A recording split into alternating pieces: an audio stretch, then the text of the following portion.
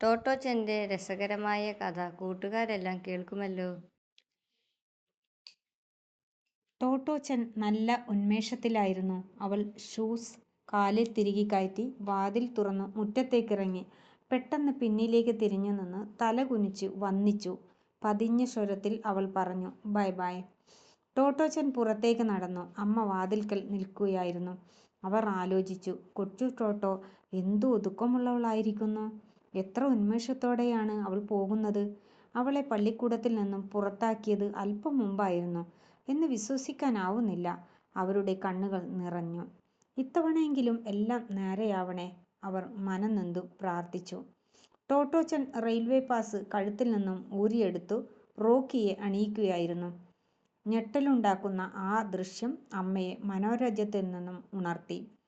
എൻ്റെ പൊന്നേ എന്നു പറയാൻ തുടങ്ങിയെങ്കിലും സ്വയം നിയന്ത്രിച്ചു. അവർ അങ്ങനെ നിന്നു. ഈ വികൃതിപ്പെണ്ണ് എന്തിനുള്ള പുറപ്പാടാണ്? കൊച്ചു ടോട്ടോ റോക്കിയുടെ ചാരത്ത് തറയിൽ കുത്തിയിരുന്നു. നിനക്കിത് ഒട്ടും ചേരുന്നില്ലാട്ടോ. നെടുനീളം ചരടും അതിൻ്റെ തുമ്പിലെ പാസും തറയിൽ വീണു ഉഴയുകയായിരുന്നു. ഇതേ നിന്റെയല്ല എൻ്റെ. പിന്നെ നിന്നെയുണ്ടല്ലോ തീവണ്ടിയിൽ കേറ്റില്ല. അല്പം ആലോചിച്ച ശേഷം അവൾ തുടർന്നു. ഒരു കാര്യം ചെയ്യാം.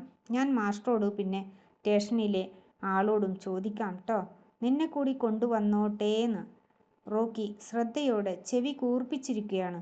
അവൻ കുനിഞ്ഞു തറയിൽ കിടക്കുന്ന പാസ് ഒന്നു നക്കി. നിവർന്ന് ഒരു മോങ്ങലോടെ കോട്ടുവായിട്ടു. സാധാരണയായി റോക്കി സ്കൂളിൻ്റെ വാതിൽക്കൽ വരെ അവളോടൊപ്പം പോകാറുണ്ട്. പിന്നെ തിരികെ വീട്ടിലേക്ക് നടക്കും. പതിവ് യാത്രക്ക് തയ്യാറെടുക്കുകയായിരുന്നു അവനെ.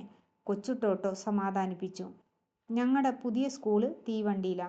പക്ഷെ അത് ഓടില്ല. അതിലെ ടിക്കറ്റും വേണ്ട. എന്നാലും നിന്നെ ഇന്നു കൊണ്ടുപോവാൻ പറ്റില്ലട്ടോ. ഞാനൊന്ന് പോയി തിരക്കട്ടെ. അവൾ പാസ് ഊരിയെടുത്ത് തിരികെ തൻ്റെ കഴുത്തിലിട്ടു. Bye bye. ഒരിക്കൽ കൂടി യാത്ര പറഞ്ഞു തിരിഞ്ഞു നോക്കാതെ അവൾ പുറത്തേക്കോടി. സ്കൂൾ ബാഗ് പിന്നിൽ ഉലഞ്ഞുകൊണ്ടിരുന്നു. റോക്കിയാകട്ടെ ചാടിയോടി അവളുടെ പിന്നാലെ കൂടി. റെയിൽവേ സ്റ്റേഷനിലേക്കുള്ള വഴി മിക്കവാറും പഴയ സ്കൂളിലേക്കുള്ള വഴി തന്നെയായിരുന്നു.